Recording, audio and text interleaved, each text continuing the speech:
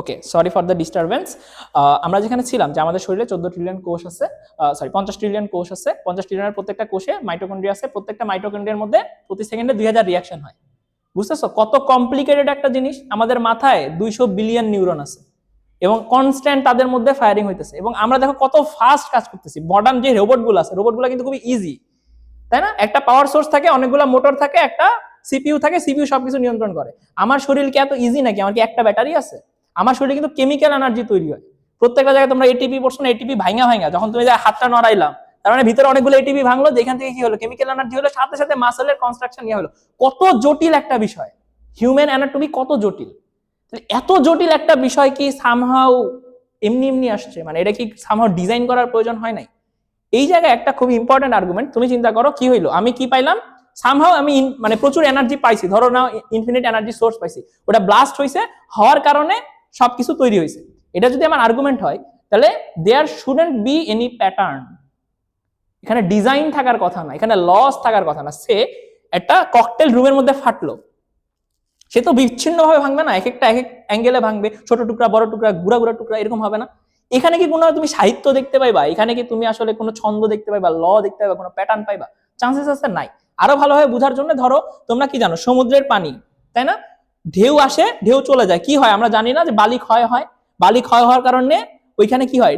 Design তৈরি হয়, এরকম চক্রাবকরা ডিজাইন তৈরি হয়। তো এরকম কি হইতে পারে না যে মহাবিশ্বে তো কোটি কোটি বছর ধরে সাগরের পানি যাতায়াত করতেছে, একবার এরকম হইলো যে সাগরের পানি যাতায়াতের কারণে ওই বালি ক্ষয় হচ্ছে, ক্ষয় হওয়ার পরে এরকম একটা যে ভালোবেসে সখী নিভৃত যতনে আমারও নামটি লেখো তোমারও হৃদয় মন্দিরে, এরকম একটা বাংলা রবীন্দ্র সঙ্গীতের লাইন ওই বিচের পারে হয়ে গেল, জাস্ট বিকজ অফ পানি আসা যাওয়া করছে এবং বালু ক্ষয় হয়েছে। কতটুকু সেন্স মেক করে যে এরকম একটা লাইন তৈরি হইতে পারে? হইতে পারে? হইতে পারে না? এরকম একটা সরেওর মতো দেখতে কিছু একটা হইতে পারে, বা একটা আকার বা একটা ইকার হইতে পারে। কিন্তু এই যে ভালোবেসে সখী নিভৃত যতনে আমারও নামটি লিখো তোমার হৃদয় মন্দিরে, একদম এক্সাক্ট, কোনো বানান ভুল নাই, কোনো কিছু নাই এবং অতিরিক্ত কিছু নাই। রবীন্দ্রনাথের ওই লাইনটাই জাস্ট একদম উইথ কোটেশন খুব সুন্দর করে লেখা আছে। এটা হওয়ার চান্স কতখানি? এমনি এমনি হইতে পারে? সেন্স মেক করে? ওখানে এমন কেউ থাকা লাগবে না যে জিনিসটা লেখছে, সামথিং একটা ইন্টেলিজেন্স কিছু থাকা লাগবে। তাহলে ওই সামান্য লেখা যদি এমনি এমনি তৈরি না হইতে পারে, তাহলে তোমার মতো এত জটিল একটা ক্রিয়েশন এমনি এমনি কেমনে তৈরি হইতে পারে? এটা উইথাউট এনি ডিজাইন কেমনে তৈরি হইতে পারে? বুঝতেছো? মানে এখানে আরেকটা জিনিস কনসেপ্ট তোমাদেরকে বুঝাই। আমরা সবসময় বলি না যে আল্লাহ ওই মানুষটাকে কেন বাঁচাইলো না, বা ওই জাহাজটাকে কেন আটকাইলো না? আল্লাহ তো চাইলে তাকে বাঁচাইতে পারলো, আল্লাহ কেন তাকে মারলো? এরকম আমরা কথা বলি না? কিন্তু আমরা কিন্তু রিভার্সটা চিন্তা করি না। আল্লাহ কিন্তু আসলে তাকে মানে মারে নাই, রাদার দেন আল্লাহ এতদিন তাকে বাঁচায় রাখছিল, এখন তাকে বাঁচায় রাখার জন্য ট্রিলিয়ন ট্রিলিয়ন ফ্যাক্টরকে এক্সাক্ট পয়েন্টে কাজ করা লাগছে। বুঝতে পারতেছো ট্রিলিয়ন ট্রিলিয়ন ফ্যাক্টর কতখানি? যে বাতাসের নাইট্রোজেন অক্সিজেনের অনুপাত ঠিক থাকা লাগবে, টেম্পারেচার 100 ডিগ্রির বেশি হওয়া যাবে না, -30 ডিগ্রির নিচে নামা যাবে না। আমাদের সূর্য থেকে সোলার সিস্টেম অতখানি দূরত্বে থাকা লাগবে, আর্থের গ্র্যাভিটি অতখানি হওয়া লাগবে। আমার এখানে হচ্ছে যে আমার খাদ্য, যেই খাবারগুলো আমরা খাই, ওই পরিমাণ কার্বোহাইড্রেট সবকিছু থাকা লাগবে, বাতাসে নাইট্রোজেনের অনুপাত সেম থাকা লাগবে, ঠিক আছে না? আমার শরীরের প্রত্যেকটা যে ভেইন টেইন বা সবকিছু এক্সাক্ট ওয়েতে ফাংশন করা লাগবে। বুঝতেছো? এইখান থেকে তুমি ভাগ করা শুরু করো যে ধরো আমাদের পৃথিবী সূর্য থেকে আর একটু দূরে, একটু আর কয়েক লাখ কিলোমিটার বা কয়েক কোটি কিলোমিটার দূরে গেলে আমরা মঙ্গলের মতো সিচুয়েশনে পড়ে যেতাম, হয়তো বা আর্থ সাস্টেন করতো না। তাহলে আমরা কিভাবে হইতাম? বুঝতেছো? মানে এখানে ট্রিলিয়ন ট্রিলিয়ন ফ্যাক্টরের চেয়ে বেশি ফ্যাক্টর আছে, তাদেরকে মানে একই সাথে কাজ করা লাগতেছে সাইমultaneously, পারফেক্ট ভাবে, ইন হারমোনি। তখনই তুমি আমি বসে বসে এখানে কথা বলতে পারতেছি, আদার দেন সম্ভবই হইতো না। বুঝা গেছে তো? একে তো জিনিসটা জটিল, দ্বিতীয়ত কি অনেকগুলা ফ্যাক্টর এক জায়গায় কাজ করা লাগবে, তাই না? তাহলে আমরা কি বুঝলাম? ইনফিনিট এনার্জি থাকলেও হচ্ছে না, there should have some intelligent designer, যে জিনিসগুলোকে ডিজাইন করছে, যে এই খেলাটা বানাইছে, তাই না? যে এই প্রত্যেকটা জিনিসকে তৈরি করছে, কারণ প্রত্যেকটা জিনিস রুলস মাইনে চলতেছে, যে সূর্যের চারপাশে পৃথিবী ঘুরতেছে, ফিজিক্স গ্র্যাভিটেশনের ল মেনে চলতেছে, নিউটনের থার্ড ল মেনে চলতেছে, আইনস্টাইনের ল মেনে চলতেছে, প্রাকৃতিক নিয়ম আছে না? নিয়মগুলো কেন মেনে চলতেছে? আমার যদি এমনি বিস্ফোরণ হয়তো মানে প্রাণের ক্রিয়েশন থাকার কি দরকার? ওই যে বলে না যে এভলিউশনের কথা কি, সার্ভাইভাল অফ দ্য ফিটেস্ট, যে বেঁচে থাকতে চায় তার মধ্যে ডিজায়ার আছে টিকে থাকার। এখন কোশ্চেন হতে পারে না তোর মধ্যে টিকে থাকার ডিজায়ার হইলো কেন? মানে কেন ডিজায়ার হবে? কেন দরকার আছে কোনো? মানে এই প্রয়োজনটা কেন হইলো? না থাকতো। সৃষ্টির উদ্দেশ্য তো কোনো কিছু হওয়ার কথা না, উদ্দেশ্যটা আসলে কই থেকে? বুঝা নাই? মানে কেউ একজন উদ্দেশ্য করছে, কেউ একজন চাইছে। তাহলে আমার কয়েকটা জিনিস দরকার। এক, infinite amount of energy source দরকার, আমার একটা বিগিনিং দরকার, আমার একটা ইন্টেলিজেন্ট ডিজাইনার দরকার, এবং আমার মাথায় অনেক কিছু আছে, আমি চাইলে অনেক কিছু বানাইতে পারি, but if I do not will to make it, আমি যদি না চাই জিনিসটা বানাইতে, তাহলে কি জিনিসটা হবে? কেউ তো চাইছে না। তোমরা এই রুমে আইসা বসতে চাইছো, আমি এই ক্লাসটা নিতে চাইছি জন্য তো নিচ্ছি। আমি যদি না চাইতাম, আমার মাথায় তো ক্লাসটা আছে, আমি তো এই ক্যাপেবল ক্লাসটা নেওয়ার মতো, তাই না? কিন্তু আমি যদি না চাইতাম তাহলে তো হইতো না। তাহলে আমাদের 4টা জিনিস লাগবে ক্লিয়ার। একটা বিগিনিং লাগবে, 2 আমার infinite amount of energy source লাগবে, যেটা কারো প্রতি ডিপেন্ডেন্ট না, কোথাও থেকে আসে নাই, নিজেই স্বনির্ভর। বুঝা গেছে? কারণ সে যদি স্বনির্ভর না হয়, কোনো কিছুর প্রতি ডিপেন্ডেন্ট হয়, তাহলে আবার এই রিগ্রেসিভ কজ, ওটা আবার কোনো একটা কজ থেকে আসে, সেটা আবার কোনো সেটা অ্যাবসলিউট বিগিনিং না। অ্যাবসলিউট বিগিনিং হওয়ার জন্য তাকে কমপ্লিটলি স্বনির্ভর হইতে হবে, যে নিজে নিজে অস্তিত্বে আসছে। তাছাড়া তো বিগিনিং করার কোনো আমার লজিক পাইতেছি না। বুঝে গেছে? এই প্রত্যেকটা জিনিস যদি বুঝো, তবেই এই ক্রিয়েশনটা সম্ভব। এর এগেনস্টে কোনো স্ট্রং আর্গুমেন্ট নাই। বুঝা গেছে? এই যে এটা হচ্ছে গডের বিগিনিং এর আর্গুমেন্ট, যে এই ছাড়া তোমার কাছে কোনো ওয়ে আছে এই সবকিছু ব্যাখ্যা করার? ঠিক আছে? আমি যখন হচ্ছে আমি একটা সময় হচ্ছে তোমার মোটামুটি ধরতে পারো আমি নাস্তিক ছিলাম। আমি ক্লাস 8-9 থাকতে নাস্তিক ছিলাম। আমি প্রচুর হচ্ছে করতাম, হুজুর টুজুর সব জায়গায় যারা যারা আছে তাদেরকে প্রশ্ন করতাম, তাদেরকে জিজ্ঞাসা করতাম, আপনি কেমনে জানলেন যে হিন্দু ধর্ম খারাপ? বলে, আরে হিন্দু ধর্ম খারাপ, ওরা আসলে কি এমন একটা মূর্তিতে বিশ্বাস করে, ওদের তো কোনো পাওয়ার নাই, সবকিছু। তখন জিজ্ঞাসা করলাম, তাহলে আপনি বলেন যে আল্লাহর অস্তিত্ব কেমনে আছে, আপনাকে প্রুফ করে দেখেন। তখন সে আমাকে বলে, আল্লাহর অস্তিত্ব এমনি মেনে নিতে হয়, এগুলো বিষয়ে প্রশ্ন করতে হয় না। আমার প্রশ্ন আছে, আপনি আমার প্রশ্নের উত্তর দেন। এই মিয়া, তুমি তো কাফির নাস্তিক, তুমি তো মিয়া জাহান্নামে যাইবা, তোমার এগুলো। তখন আমি বুঝলাম, যেই আর্গুমেন্ট ওয়াইজ ও আমাকে উত্তর দিচ্ছে না, আপনি আমাকে উত্তর দিচ্ছেন না, তাহলে ও যদি আপনার কথা মতে মানে মিথ্যা হয়, তাহলে মিয়া আপনিও মিথ্যা। তো আমার তখন মনে হয়েছিল যে আসলে সবকিছু আসলে যেমন কালচার, আমি একজন বাঙালি, এটা আমার পরিচয় না, তো ধর্ম আমার একটা কালচারের মধ্যে, ধর্ম is nothing but a culture, এরকমই আমার কাছে মনে হয়েছিল, এবং এই জিনিসটা আমি অনেকদিন বিলিভ করছিলাম। এবং তারপরে আমি যখন সাইন্টিফিক ফেনোমেনা বোঝা শুরু করলাম, সায়েন্সের সবচেয়ে ইন্টারেস্টিং ব্যাপার হচ্ছে সায়েন্স আমাকে প্রশ্ন করা অ্যালাউ করে। বুঝা গেছে? সায়েন্স আমাকে বলে ইউ ক্যান কোয়েশ্চেন, সে যে উত্তরগুলো জানে সে তোমাকে উত্তরগুলো জানাবে, এবং সায়েন্স নিজে স্বীকার করে আমি ম্যাক্সিমামই জানি না, কিন্তু আমি যত জানতে থাকবো আমি তোমাকে উত্তর দিব, আমি কোশ্চেন করা থেকে তোমাকে আটকাবো না, কোনোদিন বলবো না তুমি জাহান্নামে যাবে আমাকে কোশ্চেন করলে। তাহলে সায়েন্সের প্রতি আমার একটা ভালো লাগা তৈরি হলো। এখন সায়েন্সের প্রতি যখন আমার ভালো লাগা তৈরি হলো, আমি সায়েন্স নিয়ে পড়তে থাকলাম, একটা সময় বিগ ব্যাং বুঝলাম, ইভলিউশন থিওরি বুঝলাম, সব আমি বুঝছি, আরে দুনিয়াতে বুঝে গেছি। এখন যখন বুঝলাম, আমি যখন ওই পয়েন্টে আসলাম যে আসলে বিগ ব্যাং তৈরি হইলো কই থেকে, কেন তৈরি হইলো, এবার এসে আমি সায়েন্সের একটা অ্যারোগেন্স দেখলাম। সায়েন্সের অ্যারোগেন্স হচ্ছে সায়েন্স কোনোদিনও গডের অস্তিত্ব মানতে যাচ্ছে না। ওর কথা হচ্ছে গডের অস্তিত্ববাদে অন্য সকল ব্যাখ্যায় আমরা রিসার্চ করতে রাজি আছি, বাট গডের অস্তিত্ব নিয়ে ব্যাখ্যা দিতে আমি রাজি না, যারা আসলে একটু এথিস্টিক টাইপের। ঠিক আছে? তাহলে ওদেরকে জিজ্ঞাসা করা হলো, তাহলে আপনি ব্যাখ্যা দেন, তাহলে কিভাবে মানে হয় ওই রিগ্রেসিভ কজে গেছে, কোনো কিছুরই কোনো কজ নাই, তাহলে কোনো কিছু স্টার্টিং এ যদি না হয়, তাহলে এন্ডিং কেমনে আসলো?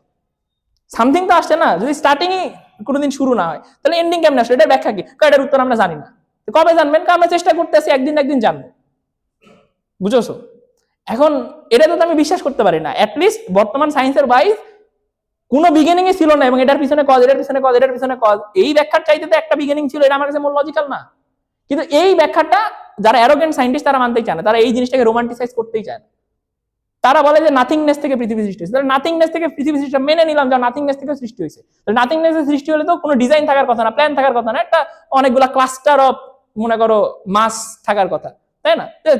হেয়ার এন্ড দেয়ার অনেকগুলা পাথর পড়ে আছে, কোনো কারোর মধ্যে কেউ কোনো গ্র্যাভিটেশনাল ল মানতেছে না, কোনো নিয়ম মানতেছে, এমনি তৈরি হয়েছে। ল গুলা কেমনে তৈরি হলো, ডিজাইন কেমনে তৈরি হলো, তোমার আমার মধ্যে তো কমপ্লিকেটেড ক্রিচার কেমনে আসলো, তাই না? এই প্রশ্নগুলোর উত্তর কি? কয় ভাই আমি জানি না। এখন প্রথম দিকে তো অনেক ভালো লাগতেছিল, সে আমাকে বলতেছে না যে তুই জাহান্নামে যাবি, কিন্তু সে আমাকে বলতেছে আমি জানি না, যেদিন জানবো জানাই দিব। আপনি কবে জানবেন? কয় সেটাও আমি জানি না।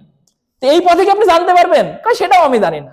তখন আসলে সায়েন্সের প্রতি আমার এক ধরনের না, এটাও তো আসলে মানে আমাকে ঠিক উত্তর দিচ্ছে না। মানে সায়েন্স বলতে এই অ্যারোগেন্ট সায়েন্স যারা যারা আসলে এখানে এসে ঘাটতারামুটা করতেছে, যে আমি গডের অস্তিত্বকে রোমান্টিসাইজ করবো না, এইটা নিয়ে আমি কোনো কথা বলবো না, গডের অস্তিত্ব ভিন্ন সকল ব্যাখ্যা নিয়ে আমি রোমান্টিসাইজ করতে রাজি আছি, এই ঘরানার যারা, এদের প্রতি তখন আমার এক ধরনের অবিশ্বাস তৈরি হলো। ঠিক আছে? যে এরাও তো আসলে ওই দিন শেষে আসলে আমারে ঘুরাইতে চাইতো, তাই না? ওরা অনেক মজার মজার কথা বলতেছে, অনেক বড় বড় ইকুয়েশন দিয়ে বুঝাইতেছে, আমরা অনেক জ্ঞানী, কিন্তু দিন শেষে তো ওরা আসল আর্গুমেন্ট থেকে সরে যাইতেছে, ওরা তো খেলাটায় পার্টিসিপেট করতেছে না। দেন তারপর আমি যখন রিলিজিয়ন স্টাডি করা শুরু করলাম, যেই প্রশ্নগুলো আমি হুজুরকে করতাম, ওই প্রশ্নগুলোর উত্তর যখন তারা আমার অ্যাকচুয়াল যারা পড়াশোনা করে আসে তারা যখন দেওয়া শুরু করলো, আস্তে আস্তে আমার মধ্যে ধারণা তৈরি হলো। এবং এই ক্লাসের উদ্দেশ্য আমার এটা না যে আমি যে কারণে আমি যে বিশ্বাস করি এই বিশ্বাসই সার্বজনীন সত্য, তোমাদের সবার এই বিশ্বাস মেনে নেওয়া উচিত, সেটা এটা না। আমি অ্যাটলিস্ট আমার জায়গায় এই বিশ্বাসটা করি, কেন এই বিশ্বাসে আসছি সেটা আমি ব্যাখ্যা দিতে পারি। ঠিক আছে? সেটার ব্যাখ্যা আমি হয়তোবা দিব, কিন্তু এটার উদ্দেশ্য এরকম ভাবে করা না যে আমার রিলিজিয়নই সত্য, অন্য রিলিজিয়ন ঠিক না, অন্য ব্যাখ্যা ঠিক না, এইটা প্রচার করা আমার কোনো রকমের উদ্দেশ্য না। এবং আমি আগেও বলে নিছি, যে কোনো ক্লাসে আমার একটা বায়াসনেস থাকবে, আমি এই দিকে বায়াসড, আমি এইভাবে কনভিন্স, আমি আমার অনেস্টি দেখাচ্ছি, আমি ভুল হইতে পারি বাট আমি এই জায়গায় কনভিন্স, এবং আমি আমার ভুলকে স্বীকার করতে রাজি আছি, আমার কোনো সমস্যা নেই। ওকে, তাহলে আমরা এই পর্যন্ত বুঝছিলাম যে মানে এই জিনিসটা আমার কাছে সেন্স মেক করতেছে না, রাইট? যে সবকিছুর একটা বিগিনিং থাকা লাগবে, একটা সুপ্রিম পাওয়ার থাকা লাগবে যেটা সার্বভৌম, আমার একটা ডিজাইন থাকা লাগবে, এবং আলটিমেটলি কি হবে, সে চাইছে জিনিসটা তৈরি করতে এবং জিনিসটা তৈরি হয়েছে, ফাইন। তাহলে এই জিনিসটা যখন তৈরি হইলো, এই জিনিসটা সেন্স বেশি মেক করে, ঠিক আছে? তাহলে এখন এই জিনিসটা রিলিজিয়ন কিভাবে ব্যাখ্যা দেওয়ার চেষ্টা করে? রিলিজিয়ন ব্যাখ্যা এইভাবে দেওয়ার চেষ্টা করে, যেমন অলরেডি তোমাকে ইসলাম এন্ড হচ্ছে কি বলে সনাতন ধর্মের জায়গায় দেখাইছি যে ওরা এই জিনিসটা কিভাবে ব্যাখ্যা দেয়। ওরা কিন্তু এই জিনিসটা এক্সিস্ট করে যে একটা সময় বিগিনিং ছিল, ওই এনার্জি থেকে সবকিছু বিগিনিং হয়েছে, ওই এনার্জিটা কি, সার্বভৌম।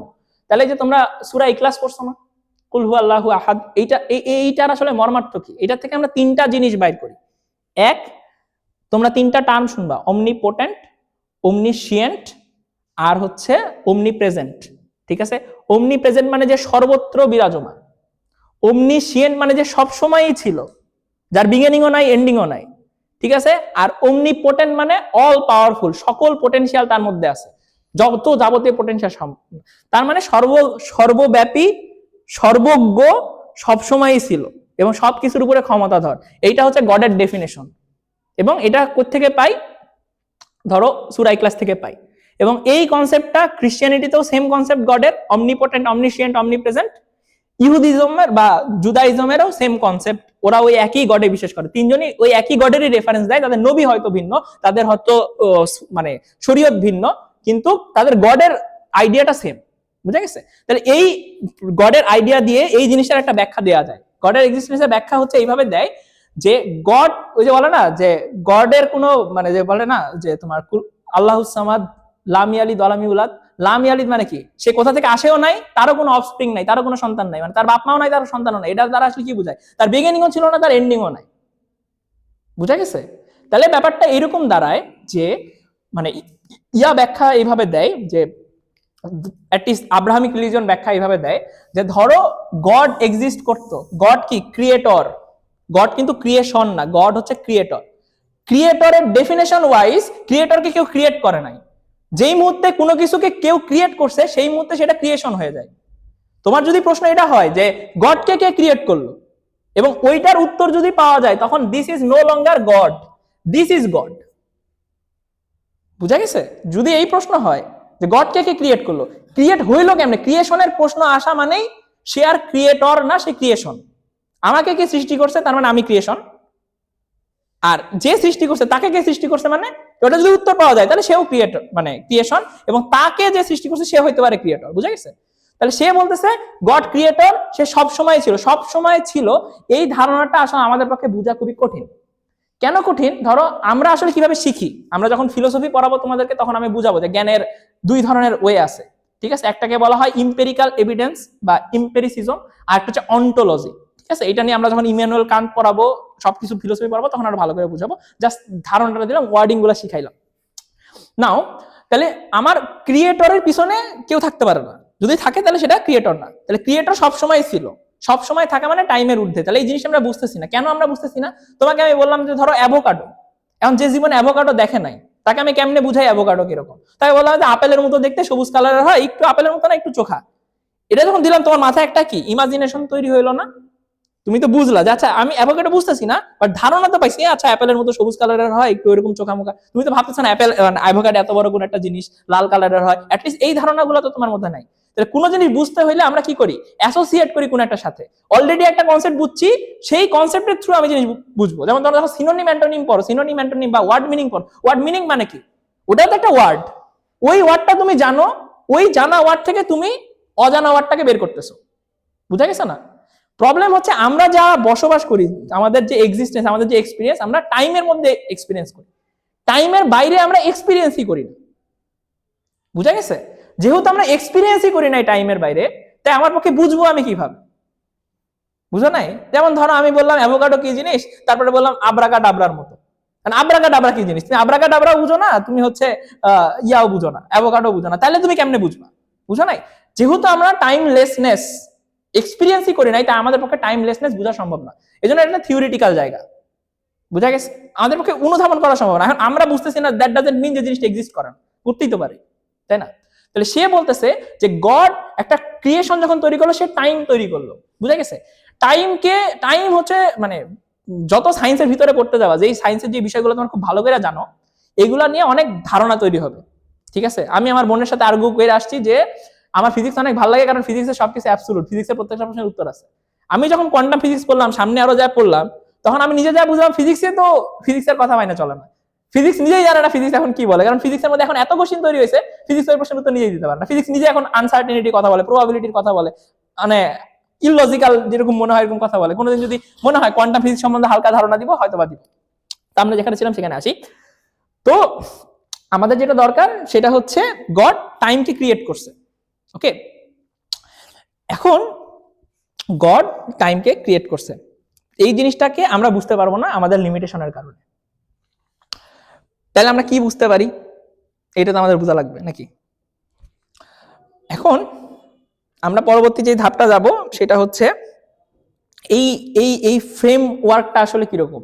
যে ওরা বলে যে গড সবসময় টাইমলেস ছিল। আচ্ছা, আমি একটু টাইমের ধারণা দিই। টাইমের ধারণার সবচেয়ে মজার ব্যাপার, তোমরা যে এনট্রপি পড়ছো না? এনট্রপি তো পড়ছো সবাই, ফিজিক্স তো পাস করে আসছো। তো এনট্রপির ধারণা ছিল কি, যে এনট্রপির মানে ফান্ডামেন্টাল তোমরা বুঝো কিনা? ফান্ডামেন্টাল হচ্ছে তোমরা যে লা শাতেলিয়ারের নীতি পড়ছো না, এটাতে এই জিনিসটা খুব ভালো মতো বোঝা যায় যে সবকিছু একটা সাম্য অবস্থায় আসা লাগবে, বুঝা গেছে? তাহলে মনে করো সকল কিছু কোথায় ছিল? একটা একটা পয়েন্টে ছিল। পয়েন্টে থাকা মানে কি? সবকিছু একটা দ্রবণের কথা চিন্তা করো, দ্রবণে সবকিছু সমসত্ব ভাবে ছড়ায় আছে না? ওই যে বলে না যে কাজ কি, স্মরণ হইলে কাজ হয়, তাই না? এখান থেকে বল প্রয়োগ যদি স্মরণ হয় তাহলে কাজ হয়, তাহলে মোশন আছে সামথিং, এই কাজ করার সামর্থ্য কি? শক্তি, এটাকে তো শক্তি বলে।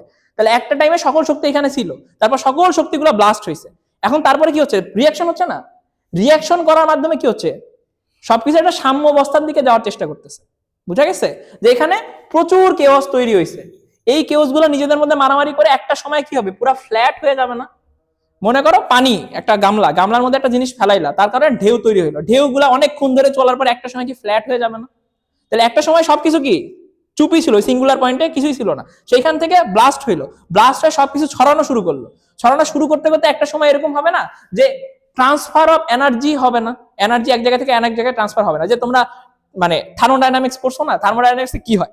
যার তাপমাত্রা বেশি থাকে সেখান থেকে কম তাপমাত্রার বস্তুতে হিট ট্রান্সফার হয়। এখন পৃথিবীর সকল কিছু টেম্পারেচার যদি সেম হয়, ধরো আজ থেকে 1000 বিলিয়ন বছর পরে এরকম একটা সিচুয়েশন আসলো, প্রত্যেকটা জিনিসের টেম্পারেচার মনে করো 20 ডিগ্রি সেলসিয়াস, সবকিছু টেম্পারেচার 20 ডিগ্রি সেলসিয়াস, তাহলে কি আর কোনো হিট ট্রান্সফার হবে?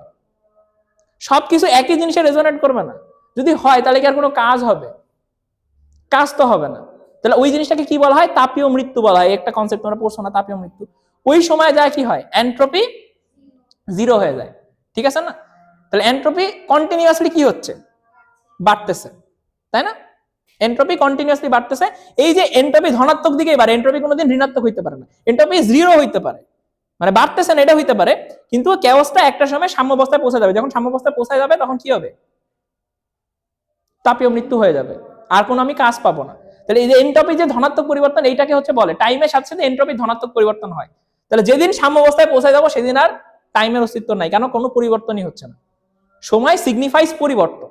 যে আমি ছোটবেলায় ছোট ছিলাম, তারপর আস্তে আস্তে বড় হয়েছি, পরিবর্তন হচ্ছে, তারপর আমি বুড়া হবো, একসময় মারা যাবো। আমি টাইমের একটা টাইম স্ট্যাম্পের মধ্যে এক্সিস্ট করি, এর বাইরে যে আমি কি করি না, আর এক্সিস্টই করি না। তাহলে সময় সিগনিফাই করে কি? পরিবর্তন। তাহলে টাইমলেসনেস মানে কি? যেখানে কোনো পরিবর্তনই হয় না, বা পরিবর্তনের কোনো প্রভাবই তার উপরে পড়ে না, সে বুড়াই হবে না কোনোদিন, মরবেই না কোনোদিন। এই যে বলে না অমরত্ব লাভ করা, অমরত্ব লাভ করা, এবং তোমার মধ্যে যদি কোনো পরিবর্তনই না হয় তাহলে কিন্তু তুমি টাইমলেসনেসে চলে গেছো, কারণ সময়ের কোনো প্রভাব তোমার উপরে নাই। এইখান থেকে অ্যাটলিস্ট আমরা একটা টাইমলেসনেস ধারণা আমরা পাইতে পারি, রাইট? বুঝতে পারছো? এখন এই যে টাইমলেসনেস কনসেপ্ট, তাহলে ওরা এখন কি বলে? যে গড টাইম এর ঊর্ধ্বে, টাইমের কোনো প্রভাব গডের উপরে নাই, অর্থাৎ গডের মধ্যে কোনো পরিবর্তন হচ্ছে না, গডের পাওয়ার কমতেছে না বাড়তেছে না, গডের কোনো নিডও হচ্ছে না, গড ওই সময় স্বয়ংসম্পূর্ণ ছিল, এই সময় স্বয়ংসম্পূর্ণই আছে, ঠিক আছে? গডের কোনো পরিবর্তন নাই, বুঝা গেছে? এখন তাইলে আমার এই ক্রিয়েশন তৈরি করার জন্য গড কি করলো? প্রথমে টাইম তৈরি করলো, তারপরে সে কি করলো? তার এনার্জি থেকে, তার যে সুপ্রিম সোর্স অফ এনার্জি ছিল সেই এনার্জিকে সে ডিজাইন করলো, ডিজাইন করে সে বিভিন্ন জিনিস বানাইলো। এই যে মহাবিশ্ব সে বিগিনিং শুরু করে দিল, বিগ ব্যাং সে করলো, বিগ ব্যাংকে সে প্ল্যান করছে, বিগ ব্যাং হইলো, কিন্তু প্ল্যানটা কে করছে? সে করছে। তাহলে বিগ ব্যাং এর মধ্যে এমন ভাবে প্রোগ্রামিং ছিল যে আজ থেকে 1000 বছর পরে যায় তুমি এত পরিমাণ টেম্পারেচারে এমন ভাবে ফাটবা যাতে ওই গ্যালাক্সিটা তৈরি হয়। বুঝতেছো না? আমরা কি মনে করতে পারি এখানে আবার একটা ধারণা তৈরি হইতে পারে যে গড তৈরি করছে, তার মানে হইতে পারে বিগ ব্যাং তৈরি হয়েছে, বিগ ব্যাং এর মাধ্যমে পৃথিবী আসছে। তাহলে তো সময় স্পেসে তৈরি হইতেই আছে, এটা তো গড নিজের হাত দিয়ে তৈরি করতেছে না। তাহলে গড কেমনে ক্রিয়েট করে? এটা অটোমেটিক্যালি তৈরি হচ্ছে বলে মনে হচ্ছে না নাকি? অটোমেটিক্যালি তো আমরা রিঅ্যাকশন গুলো পাচ্ছি। তাহলে ব্যাপারটা এরকম হইতে পারে না, গড এতটাই স্মার্ট যে শুরুতে সে আজ থেকে 1400 কোটি বছর পরে কি হবে সবকিছু প্রোগ্রামিং করে দিয়ে দিছে ওর মধ্যে, এবং ওই প্রোগ্রামিং ফলো করে করে সবাই চলতেছে। বুঝো নাই? তৈরি হবে সময়ের সাথে সাথে। আজ থেকে 700 কোটি বছর পরে কি হবে, কোন প্রক্রিয়ায় যাবে, সেটা সে প্রোগ্রামিং করে ওই বিগ ব্যাংটা তৈরি করছে। ওই অনুপাতে এমন ভাবেই ফাটছে যে 700 কোটি বছর পরে যায় হয়তোবা সূর্য নষ্ট হবে, তার আগেও হবে না, তার পরেও হবে না। এই পুরা প্রোগ্রাম, যেহেতু টাইমটা সে ক্রিয়েট করছে, টাইমের কোন সময় যায়, কি হবে না হবে, প্রত্যেকটা জিনিসকে সে ক্যালকুলেট করছে, করেই প্রোগ্রামিংটা করছে না। ধরো একটা স্প্রেডশিট সফটওয়্যার তৈরি করা হয়েছে, সফটওয়্যার আমরা ইউজ করতেছি, ইউজ করার টাইমে কি সফটওয়্যার ডেভেলপ করা লাগতেছে? অটোমেটিক্যালি হয়ে যাচ্ছে না? যেমন আমরা যখন ফেসবুকে কোনো পোস্ট দিই, ওটা অটোমেটিক্যালি যায় একটা জায়গায় রিজার্ভ হয়ে যায় না, স্টোর হাউসে, মানে যেখানে হচ্ছে সার্ভার আছে, সার্ভারে যা স্টোর হয়ে যায় না? প্রত্যেকটা সার্ভার কি কপি করে কিনে মার্ক জুকারবার্গ নিয়ে যা সার্ভারে ঢুকায় নাকি? অটোমেটিক্যালি হয়ে যাচ্ছে না? কিন্তু কাজ তো হচ্ছে। এই কাজ কি মার্ক জুকারবার্গ নিজে করছে? করে তো নাই। তাহলে কি হচ্ছে? Automatic programming. কিন্তু এই প্রোগ্রামিংটা তো মার্ক জুকারবার্গ এন্ড টিম করছে। তাহলে গড কি করলো? প্রোগ্রামিং করে এমন ভাবে ইনিশিয়েশন করলো যাতে তার মতে জিনিসটা চলতে থাকে। বুঝাইতে পারছি? তাহলে ওর মধ্যে জিনিসটা চলতেছে এবং টাইমের মধ্যে, এবং গডের হিসাব মতে যখন যেটা হওয়ার কথা সেটাই হবে। এবং গড যদি এইভাবে প্রমাণ করে থাকে যে আজ থেকে 2000 কোটি বছর পরে পৃথিবী ধ্বংস হবে, ধ্বংস হবে, ওইভাবেই প্ল্যান করছে, শুরু হবে, পিকে যাবে, আস্তে আস্তে ধ্বংস হয়ে যাবে। ওটাই তো তার প্রোগ্রামিং, তাই না? তাহলে এই প্রোগ্রামিংটা গড করে দিছে, টাইমের মধ্যে করে দিছে। বুঝা গেছে? তাহলে আমরা সবাই এই টাইমের মধ্যে বাউন্ড, এবং ক্রিয়েশন গডের মতো করে হয়েছে, এবং আলটিমেটলি সে তার পরিণতির দিকে যাচ্ছে। এইখান থেকে কতগুলো ধারণা তৈরি হয়। প্রথম কথা হচ্ছে ফেইটের ধারণা, তাই না? নিয়তি, ফেইট, নিয়তি কেন? কারণ যে গডই তো সব প্রোগ্রাম করছে, গডই তো জানে, ওর হিসাবের বাইরে তো যাইতে পারবে না। ওই ক্যালকুলেশন ওয়াইজ ওই সময়, এই যে 2020 সালে করোনা আসবে, ওইটা ওই সময় ঠিক করা, এমন ভাবেই করা যায়, ওইভাবে হয়ে মিথস্ক্রিয়া হয়ে ওই 20 সালে করোনা আসবেই। বুঝা গেছে? এটাকে আমরা প্রথম যে সেশন ছিল এখানে আমি একটু ডিটারমিনিজমের ফিলোসফি দিয়ে বোঝানোর চেষ্টা করছিলাম, নিয়তিবাদের ফিলোসফি দিয়ে বোঝানোর চেষ্টা করছিলাম। ঠিক আছে? ওটা তোমরা ওই লেকচার দেখলে বুঝতে পারবা। নিয়তিবাদ নিয়ে আসলে আমরা আরো এখন যাব না, আরো পরে যাব। আমরা আসলে যেটা বোঝানোর চেষ্টা করতেছি, তাইলে ক্রিয়েশনটা বুঝতে পারছো, ক্রিয়েশন কিভাবে আসছে। এবং গড, আমার এই যে ধরো আমি নিজে মার্কার লিখতেছি না, কিন্তু আমি যে মার্কার দিয়ে লিখতেছি, এইটার জন্য যে পরিবেশ, যে পরিস্থিতিটা দরকার, সেই জায়গাটা কে তৈরি করে দিয়ে গেছে? গড তৈরি করে দিয়ে গেছে। এবং সেটা সময়ের সাথে সাথে নিজে থেকে তৈরি হচ্ছে। বাট নিজে থেকে যে তৈরি হচ্ছে, এই প্রোগ্রামিংটা কার করা? গডের করা। তাহলে সকল ক্রিয়েশন গড করছে। প্রুফ। তাহলে এইটার মাধ্যমে অ্যাটলিস্ট একটা স্যাটিসফ্যাক্টরি ব্যাখ্যা দেওয়া যায়, যেই ব্যাখ্যাটা এটার এগেনস্টে যে ব্যাখ্যা, যে নাথিং থেকে সামথিং তৈরি হয়েছে, তার চাইতে মোর কনভিনসিং। এখন এইটা কি প্রুফ? এটা কিন্তু প্রুফ না, এটা একটা থিওরি, যে থিওরিটা সেন্স মেক করে। এখন একটা থিওরি কখন প্রুফ হয়? যখন তুমি সেটাকে এক্সপেরিমেন্টের মাধ্যমে প্রমাণ করতে পারো। এখন আমি এক্সপেরিমেন্টের মাধ্যমে প্রমাণ করতে পারতেছি না কেন? এটা আমার সীমাবদ্ধতা, আমি এমন এক্সপেরিমেন্টই করতে পারতেছি না যেটার মাধ্যমে এটা প্রমাণ করা সম্ভব। হিউম্যান বিং তো এই কারণে তৈরি করা হয় নাই যে হিউম্যান বিং একদিন এসে সৃষ্টির রহস্য সমাধান করবে, তাই না? তুমি একটা রোবট তৈরি করলা, রোবটের কাজ হচ্ছে প্রত্যেকদিন গাড়ির কাজ পরিষ্কার করা। এখন তার মানে তো এই না রোবট যা কি বলে হিমালয় পাহাড়ের উপর থেকে কোনো একজন রেস্কিউ অপারেশন চালাচ্ছে না। এটা তো রোবট তো এই কারণে ডিজাইন করা হয়নি। আর ওটাও তো একটা কাজ, ওই কাজের জন্য তো একটা রোবট হইতে পারতো, তাই না? বুঝতে তো পারতেছো? এখন তুমি তো বলতে পারো না রোবট তো যা হিমালয়ের উপরে রেস্কিউ করতেছে না, তাহলে কিসের রোবট? বাবা, রোবটকে ওই জন্য ডিজাইনই করা হয়নি। রোবটকে যেই কারণে ডিজাইন করা হয়েছে, রোবট তো সেই কাজ করতেছে। বুঝা গেছে না? তাহলে মেবি আমরা যে ধরে নিচ্ছি না সকল প্রশ্নের উত্তর আমার লাগবে, এই চাওয়াটা তোমার, তাই না? কিন্তু তুমি যে আসলেই পাবা, এটার কোনো গ্যারান্টি আছে? গ্যারান্টি তো নাই। তাহলে এই যে সৃষ্টির রহস্য আমার সলভ করতেই হবে, এর জন্য আমরা লক্ষ্য নিয়ে কাজ করতে পারি, বাট আমরা যে পারবোই তার তো কোনো গ্যারান্টি নেই, আমরা যে বুঝবোই তার তো কোনো গ্যারান্টি নেই। বুঝা গেছে? তাহলে এইখান থেকে যে ধারণাটা তৈরি হলো, আমরা টাইমের মধ্যে আসছি, গডের ক্রিয়েশনের মধ্যে আসছি, গডের হিসাব মতো আমরা চলতেছি, এবং ওই ওয়াইজ জিনিসগুলো আগাচ্ছে। এবং এখানে একটা ফেটের ধারণা আছে, আমরা সামনে এসে দেখাবো যদি ফেটই এক্সিস্ট করে, তাইলে আবার ফ্রি উইলের কাহিনী কই থেকে আসলো, আমাদের কেন বিচার হবে, যে কোনো কাজের জন্য আমরা কেন দায়ী, তাই না? সব যদি গডই হিসাব করে রাখে, তাহলে আমরা দায়ী কোন জায়গায়, তাই না? এই জিনিসগুলোর আমরা ব্যাখ্যা দিব, বাট নট টুডে। তাহলে এইখান থেকে কি তৈরি হলো, গডের একটা খুব অ্যাবসলিউট ধারণা তৈরি হলো, যেটা কিনা এথিইজমের যে ধারণা যে নাথিংনেস থেকে সৃষ্টি হয়েছে তার চাইতে মোর কনভিন্সিং আর্গুমেন্ট। এটার এগেনস্টে এখন পর্যন্ত ইটস মানে কি বলে মানে এটাকে কাউন্টার করার মতো কোনো আর্গুমেন্ট তৈরি হয়নি। যেটা বলে তোমরা যেটা বলো এটা তো সাইন্টিফিক্যালি ফ্যাক্ট না। সাইন্টিফিক্যালি ফ্যাক্ট কেন না, কারণ তুমি এক্সপেরিমেন্ট করতে পারো না। তুমি এক্সপেরিমেন্ট করতে পারলে সাইন্টিফিক্যালি প্রুভ হইতো। তুমি পারো না, এই ব্যর্থতার মানে তো এই না যে জিনিসটা মিথ্যা। এই আর্গুমেন্ট তো থাকে, বাট ওরা বারবার এটাই বলে প্রমাণ করে দেখাও। কই তোমরা তো ফেরেশতার কথা বলো, ফেরেশতা আয়না দেখাও, তোমরা জান্নাত জাহান্নাম দেখাও। আর আমরা আনে দেখাইতে পারতেছি না, দ্যাট ডাজন্ট মিন যে জিনিসটা ভুল, তাই না? বুঝতে পারতেছো? এইখানে এসে ওরা ওই আর্গুমেন্টটা এখানে নিয়ে এসে আটকায় রাখে। কিন্তু তোমাদের ব্যাখ্যা কি, তোমাদের ক্রিয়েশনের লজিক কি? ও আমরা তো জানি না, যেদিন জানবো সেদিন জানাবো। ওদের ব্যাখ্যা হচ্ছে এইটা, বুঝে গেছে? সো এই জিনিসটা হচ্ছে মানে proof of existence is more মানে কি বলবো মানুষের কাছে গ্রহণযোগ্য। এই জন্য দেখবা পৃথিবীতে নাস্তিকের চাইতে আস্তিকের সংখ্যা বেশি, যারা আসলে এই জিনিসগুলো নিয়ে অ্যাটলিস্ট চিন্তা ভাবনা করছে। প্রত্যেকটা মানুষের মধ্যে বয়স যখন 15, 16, 17, 18 হয়, তখন তার মধ্যে একটা এক্সিস্টেন্সিয়াল ক্রাইসিস হয় যে আমি কে, কেন আসলাম, এখানে কি করতেছি, আমার জীবনের উদ্দেশ্য কি, এই প্রশ্নগুলো হয়। এই প্রশ্নগুলোর উত্তর মানে সামহাউ সে নেওয়ার চেষ্টা করে, ঠিক আছে? রিলিজিয়ন এই প্রশ্নগুলোর উত্তর দেয়। তুমি যদি ওই রিলিজনের সাথে রেজোনেট করো, তুমি জিনিসগুলো মেনে নাও। কিন্তু তুমি না মেনে নাও, তাহলে তোমার মধ্যে এক্সিস্টেন্সিয়াল ক্রাইসিসটা এক্সিস্ট করে, ঠিক আছে? এবং তুমি এক্সিস্টেন্সিয়াল ক্রাইসিসের উত্তর না নিয়ে মরে যেতে পারো, সেটা তোমার ব্যর্থতা, ঠিক আছে? কিন্তু দ্যাট ডাজন্ট মিন যে জিনিসগুলো মিথ্যা, বুঝা গেছে? ওকে, আচ্ছা, মানে সাইকোলজিক্যালি এখানে অনেকগুলা কথা আছে। যেমন ধরো তোমরা এরকম শুনছো না যে একটা ছোট বাচ্চা, হ্যাঁ ছোট বাচ্চার সাথে এরকম খেলা খেলছো না, যে টুকু ঝা এরকম টাইপের বাচ্চাগুলো ম্যাক্সিমাম বাচ্চা দেখবে হাসে, তারা মজা পায়। এটা কেন জানো? ওই বাচ্চার পক্ষে এটা এক্সাক্ট মানে ওর যে মেন্টাল মানে বিকাশ হয়েছে, তাতে সে মনে করে যে এই চারটা একটু আগে এখানে ছিল, এখন আমি যদি এরকম করি আবরাকাডাবরা ছু আর এটা যদি গায়েব হয়ে যায়, এটা আমার কাছে একটা ম্যাজিক না? এটা তো আমার কাছে একটা ম্যাজিক্যাল ব্যাপার, রাইট? এইটা আমার কাছে যেমন ম্যাজিক, কি হচ্ছে ফিজিক্সের নিয়ম মানতেছে না। তুমি যখন এরকম পর্দার আড়ালে এরকম করে মুখটা ঢাকো, তখন সে মনে করে এখানে চেহারাটা ছিল, চেহারাটা নাই। তোমার কাছে ওই ম্যাজিকটা যত অভাবনীয়, ওর কাছে এইটা অভাবনীয়, কারণ সে এর পিছনের কনসিকুয়েন্সটা ভাবতে পারে না।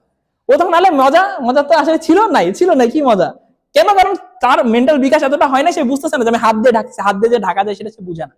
এই বাচ্চা যখন আরেকটু বড় হয়, ওকে যখন বলা হয় যে তোমার দাদা মারা গেছে, দাদা মারা যাওয়া মানে সে মনে করে ও আচ্ছা দাদা রসায় গেছে, আবার কিছুদিন পরে চলে আসবে। সে মৃত্যুর কনসেপ্টটাই বুঝে না, যে আমার পাশে তুমি আসো, তুমি মরে যাওয়া মানে পৃথিবীতেই থাকবা না। এটা আসলে একটা বাচ্চা 6-7 বছর পর্যন্ত বুঝেই না।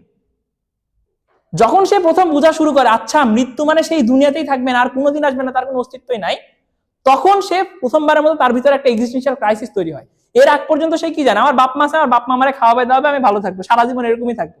একদিন যে আমি মরে যেতে পারি, আমি যে শেষ হয়ে যাব, মৃত্যুর যে ধারণাটা, এটা একটা বাচ্চার মধ্যে 10-11 বছর পর্যন্ত ডেভেলপ করে না। এখন কারোর মধ্যে যখনই মৃত্যুর ধারণা ডেভেলপ করা শুরু করে, তারপরেই তার মধ্যে এক্সিস্টেন্সিয়াল ক্রাইসিসটা তৈরি হয়, কারণ সে প্রথমবারের মধ্যে ভয় পায়, আল্লাহ আমি তো মরে যাবো। তুমি যে মরে যাবা, তারপরে আমার কি হবে?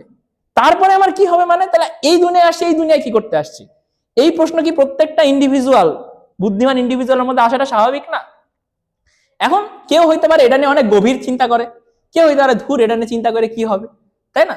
এরকম হইতে পারে, বাট এই চিন্তার উদ্রেক কিন্তু সবার মধ্যেই হয়, এবং নর্মালি এই 14, 15, 16, 17 বছরেই হয়, এবং সেই উত্তরটা খোঁজার চেষ্টা করে। কিসে? হ্যাঁ, কারণ ওই যে ভয় পায়, কারণ সে যে কোশ্চিন করতে গেছে, কোশ্চিন কারে করতে যায়? নর্মালি এটার উত্তর কে দেয়? হয় সায়েন্স দিতে পারে, নাহলে রিলিজিয়ন দেয়। এখন রিলিজিয়নের কাছে গেলে ম্যাক্সিমাম হুজুরের কথা কি, এই বেটা এটা নিয়ে প্রশ্ন করতে না করলে তুই কাফের। তো ভয় পাওয়া যায় যে হুজুর আমারে কাফের বলে দিচ্ছে, আমাদের মান সম্মান শেষ, বাপ মা আমারে বাড়ির থেকে বাইর করে দিও, আমারে নাস্তিক বল, আমারে হইতে পারে যে কি বলে আমাদের দেশের কি জানো তৌহিদি জনতা আমার পিটাই মেরে ফেলাইতে পারে।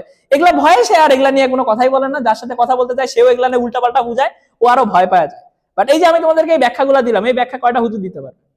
দিতে তো পারবে না। কেন দিতে পারবে না? সে নিজেই জানে না। সে যখন নিজেই জানে না, তখন সে এই জিনিসগুলো নিয়ে ভয় পায় উত্তর দিতে। এটা নিয়ে আমরা আরো বলবো যে রিলিজিয়নের আসলে সোশ্যাল কনসিকুয়েন্সেস গুলা কি, এটা নিয়ে আমরা আরো ডিবেট করবো। বাট মেইন আলাপ হচ্ছে একটা বয়সের পরে প্রত্যেকটা মানুষের মধ্যে যদি তার নর্মাল আইকিউ থাকে, তাহলে তার মধ্যে এক্সিস্টেন্সিয়াল ক্রাইসিস তৈরি হয়, বুঝা গেছে? তার মধ্যে একটা এক্সিস্টেন্সিয়াল ক্রাইসিস তৈরি হয়। তাহলে এইখান থেকে মানে সে যখন এগুলাকে রোমন্থন করা শুরু করে, রিলিজিয়ন তাকে উত্তর দেয়। অলরেডি দেখাইছি রিলিজিয়নের উত্তর কি, গডের ফরের আর্গুমেন্ট গুলা কি, একদম মানে কোর আর্গুমেন্ট গুলা কি, কেন উৎপত্তির জন্য গড প্রয়োজন, এবং এটার এগেনস্টে যে ব্যাখ্যাটা আছে, এই ব্যাখ্যাটা কেন খুব বেশি শক্তিশালী না, কেন বেশি দুর্বল, বুঝা গেছে? তো আপাতত আমাদের সেশন এই পর্যন্তই, নেক্সট সেশনে আমরা আরো সামনে কথা বলবো। ধন্যবাদ।